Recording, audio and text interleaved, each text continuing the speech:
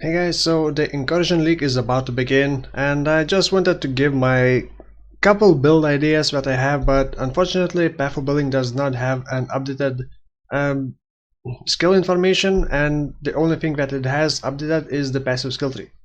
So I got a couple build ideas that I was figuring out, but I will be starting with the crit durational traps, and durational traps I mean those new traps that have duration and a very long cooldown. As you probably should know, all the normal traps don't have any cooldown, including trap support gem as well. So traps are definitely gonna be a meta. So I got just a couple build ideas. I didn't want to overload my head with too many build ideas because then I would have problems deciding which build, so let's just go with this. And this is probably the simplest one, and I planned the build in mind without having overlap done. So this is Saboteur, and it may seem a bit strange because I'm not actually getting chain reaction, and I'm getting actually, well, the regen, the blind, which is really strong, which also helps for ignites, and this build is just that. It is focusing on ignites, and don't look at these numbers, these are not accurate at all. Most likely it's gonna be at least 3 times higher. And by the way, I don't really have any items besides Sunblast and Searing Touch. And like I said, the gem information are not updated. So this is Fire Trap without Cluster Trap, and this is gonna be like old school Ignite Proliferation build. You throw a Fire Trap into enemy pack, it explodes, it ignites enemies. What is my ignite chance, by the way? 94. It ignites enemies, and it also leaves the burning ground. And by the way, burning ground has more than twice the damage than it used to have. So, but it lasts shorter duration. So it will ignite, and enemies will also be burning from the burning ground. So, and of course initial hit. And I'm not using deadly ailments or something like that to reduce the initial hit damage either. So it's gonna be pretty good for initial hit damage and for damage over time. So instead of chance to ignite, it will be linked to combustion, which is the new chance to ignite, which is kind of broken. Ignite proliferation, which is also giving more damage now. Burning damage, obviously, for, I guess you could, yeah, instead of I guess instead of burning damage, you could maybe use efficacy, which would increase the both initial hit damage and ignite and burning ground damage as well, because burning ground damage will now scale with spell damage. I'm kind of interested to see Indigon builds now, because fire traps may be a bit OP, at least for the burning ground with Indigon build, but then again Indigon is pretty strong. So this is let me check. Yeah, this is using mind over matter, so I don't really have any auras yet, and this is just not completely finished because, like I said, can't really finish.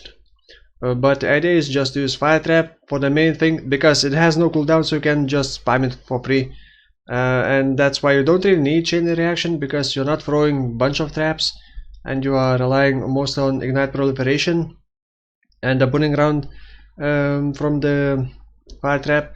So you don't really need this, and this mostly gives cooldown reduction, which you don't need, and chain reaction triggers all your traps at once, but you don't need that either.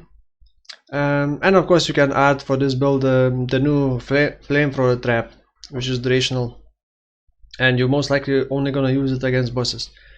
So this is just using clarity because might not matter. Orb of Storms with curse on hit, flammability, and increased crit chance to trigger elemental overload easier. And then I also have Scorching Ray because this is pure fire damage build. So Scorching Ray totems with faster castings would reduce enemies' resistances, which would increase all the damage: initial hit damage, burning ground damage, and ignite damage. And this is for level 89. You got decent life. Also mind over matter, so it should have enough effective life pool. It does get a lot of new burning nodes, a couple jewel sockets, probably could extend and get more jewel sockets. So yeah, that's pretty simple, nothing too special. I'm not entirely sure how it would perform, but like I said, I don't really have any items on this build. Yeah, I was checking Venomous Weave. You know, Venomous Weave is my favorite unique. So let's go to the next build, which is another trapper, and this is gonna be my starter build. It's not as strong, but I may be focusing on a hybrid life, yes. So this one does get chain reaction, but only because I need cooldown reduction. The idea for this build, don't pay attention to this fire trap, is to use all those three new durational traps: seismic trap, flamethrower trap, and lighting spire trap. All of them have 8-second duration. I mean, they last 8-second duration. All of them scale with cast speed, but it seems that flamethrower is the least beneficial from the cast speed because it just spins faster. And I am only gonna be using those 3 traps for clear speed. So I know that they have kind of long cooldown, but I don't think that is gonna be a problem. Since you have 3 different traps and you have 3 charges on each of them, so you throw 1 trap on enemy pack. By the way, I'm getting a lot of AoE. Actually, not that much AoE. I am getting from traps somewhere. Something was supposed to give. Yeah, this one gives more AoE. So yeah, I'm getting some AoE. So the idea is to throw 1 trap on enemy pack. 1 trap destroys all the enemy pack, and you move on. And by the time you throw like, and you keep rotating traps. Like let's say you throw flamethrower trap, then on the other enemy pack throw seismic trap, and this is a crit build, so it doesn't matter that all of them had different elements. So I'm getting a bunch of trap damage nodes, crit damage, crit multiplier, crit chance, and that's my crit chance. That's with Lucky Strike, 64%, but I don't have any weapon, and the shield, this is just generic life ES gears, just very generic.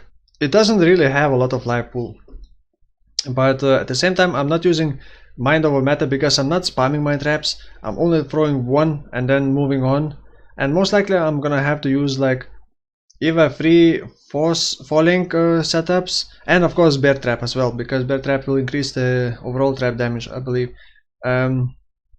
So yeah, this is not gonna be a spammy trap build. You're gonna just throw the trap and move on, and the trap will run its duration and kill the enemies. I'm not entirely sure how will this function, but as far as I can tell from the videos about the new traps, they do seem to be very strong, and that's why I want to focus only on them. I don't really want to play like all traps because I played them many times and I want something new. Next, I got crit elemental hit build. So yeah, since elemental hit is now gonna be pretty powerful, it got more than twice the flat damage. Damage effectiveness went from 100% to 188%, I believe. But it's now gonna be a bit awkward to scale it because it ignores 2 elements. So if you have like cold and lighting, you will ignore 1 of them each time you hit, because it now picks a random element, random 2 elements to ignore. Well, it picks random element to use, but it ignores the rest of them. And you can prevent which you can basically decide which elements you want to be ignored by using the new threshold jewels. But in this case I'm not doing that. So these numbers are incorrect, of course, and I'm using ones. This is obviously more expensive version, and most likely you're not gonna get this early on because I'm pretty sure that Piscatoris is gonna be expensive. But this is more long-term goal. So Piscatoris is gonna scale very well because it gives elemental penetration, which works for every element. It does have a crit chance, and it does give a lot of elemental damage. So I'm gonna be using ones. and these are my links. Elemental damage of attacks is the biggest damage multiplier. Faster attacks, obviously. GMP for clear speed. Maybe you don't need GMP, maybe volley or LMP, or maybe if you got actually no. Even if you have a lot of AoE, you're not gonna have good clear speed with just one projectile. So now the funny thing is, I'm actually using power charge on critical strikes, and this also got buffed, and now it will be giving 4% generic more damage with each power charge. So let's say you got like 6 power charges, you will be getting 24% more damage. And this build has how many power charges? 5. So this will be giving me 20% more damage, which is not that great, but then again, it is generic damage, and you also get easy ability to generate power charges. And this is Inquisitor. Oh, actually, I don't really need penetration if I'm Inquisitor, but Inquisitor usually requires you to do overlap, which is kind of annoying. So I'm not entirely sure which thing I would drop. I will most likely drop this and take this only later if I do the overlap, because this does give increased attack damage and attack speed. Yeah, and this obviously is for lots of damage. And I am grabbing these one nodes, also these because of accuracy. So yeah, this is level 88. You may grab another power charge, another jewel, and drop something else. Like, I'm not sure if you're gonna need mana. The mana cost was reduced on this, but you may still need some mana leech if you don't have enough mana regen, and I'm not entirely sure. I don't really have anything on here besides Piscator. So this is mostly just my planned passive skill tree. Since I already did melee, I don't really want to repeat the same, and I still wanted to do like Elemental Wander, and I think that's the perfect choice to do Elemental Hit now. Do I have... Oh, and I have one more build. God damn, this video is long. I have to edit. So this is very experimental and very hard to figure out if it's gonna work type of build. This is using Vaal Double Strike, because Vaal Double Strike now clones you 2 times, and they basically are not your minions. They are not considered minutes, but they do have duration, and you can extend the duration, and actually you can make those doubles recharge themselves. Normally when you use Vaal skill, you have like couple seconds, 5 or 8 seconds cooldown before you can start recharging souls again. But Vaal Double Strike has just the exact duration, and you can extend the duration. So I'm not entirely sure if it's gonna work the way I think, but basically this is using some kind of, I don't know, bleed build. Just put on Terminus S because it has crit chance and decent freeze damage, and it is cheap, and you do get frenzy charge on crit. And I'm trying to use Vaal Sentencing. So these things increase critical strike chance for Vaal skills. So this gives 300 crit strike chance for my Vaal skills. Let's see, for double strike, how much crit chance would I have? So yeah, that is with lucky chance only 40% for double strike. So this is focusing mostly on Vaal double strike, and I'm not sure if I can maintain them long enough. If I can't, I guess, wait, this is on a 5 link. Yeah, I may have to use also increased duration. But like I said, this is very experimental, and there are new modifiers to, I believe, belts that can increase the skill effect duration. Corruption mods. So I really don't know how this is gonna work, but this is just trying to get some bleed damage. Not sure why, but why not?